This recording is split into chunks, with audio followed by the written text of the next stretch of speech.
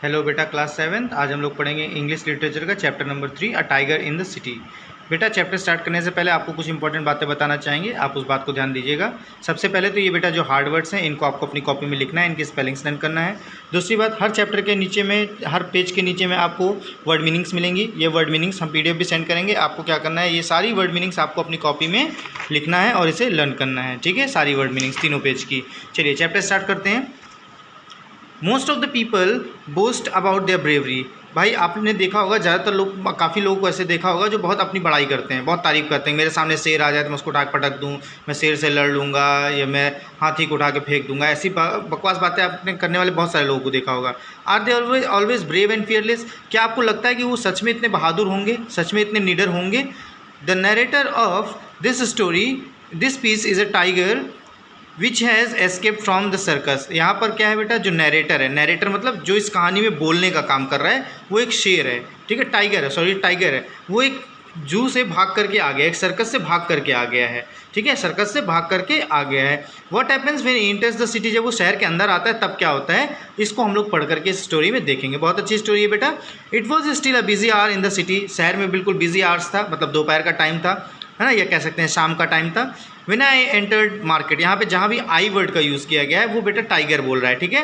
When I entered market road, जब मैं tiger road, market road पे एंटर किया टाइगर ने, people rain for their life, लोग भागने लग गए, लोग भागने लग गए, ठीक है। At the sight of me, जैसे ही लोगों ने उसको देखा लोग वहाँ से भागने लग गए।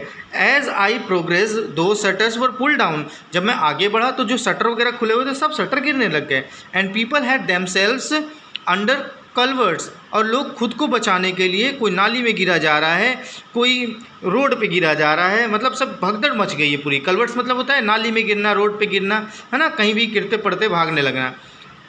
कोई पेड़ पे चढ़ा जा रहा है, कोई खंबे के पीछे छुपा जा रहा है। The population was melting out of site, और धीरे धीरे पूरी पॉपुलेशन मेरी नज़रों के सामने से गायब होती जा रही थी। मतलब टाइगर को देख के सब डर के तो भागेंगे, तो ही आपको टाइगर दिखेगा तो क्या करोगे आप? टाइगर के सामने खड़े हाय हेलो करोगे क्या? आप भी भागोगे वहाँ से, भागोगे ना, ठीक है। At the circus I had no chance to study human behaviour. भाई टाइगर क्या कहता है, जब मैं सर्कस में था तो मुझे ह्यूमंस के बारे में कुछ जानने समझने का मौका कभी भी नहीं मिला। Outside the circus ring they sat in their seats placidly while I cowered before captain ship whip.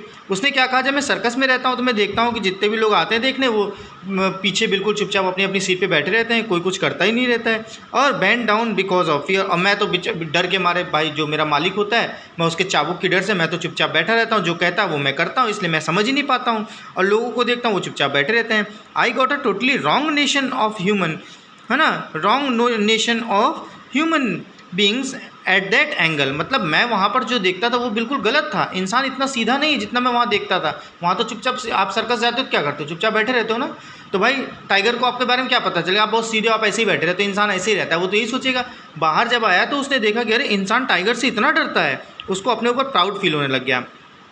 I had thought that they were steady and fearless. Tiger कहता है मुझे लगता था कि ये इंसान बिल्कुल डरते ही नहीं है, बट इंसान तो बहुत डरते हैं। But now I found them fleeting before me like a herd of dear. अब वो तो मेरे सामने ऐसे भाग रहे हैं जैसे हिरन मेरे को देख के भागता है ना, वैसे ही इंसान भाग रहा है मेरे को देख के। अब टाइगर को समझ में आया अपनी power. I had no intention of attacking. Tiger कहता है मेरा तो कोई इंटेंशन ही नहीं था उनको अटैक करने का, उनके ऊपर हमला करने का, बट अब मुझे समझ में आ रहा है कि ये लोग मुझसे कितना डरते हैं। When paused in front of a tailor's shop, he abandoned his machine and shut himself in a cupboard.